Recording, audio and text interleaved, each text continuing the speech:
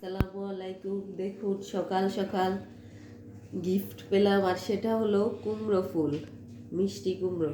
তো আজকে আমি এটা দিয়ে বড়া বানাবো। চাউল ডাউল আর ফুলটা বেটে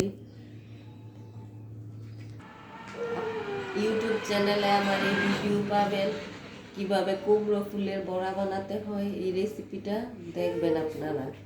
ফুল দেখতে খুবই সুন্দর।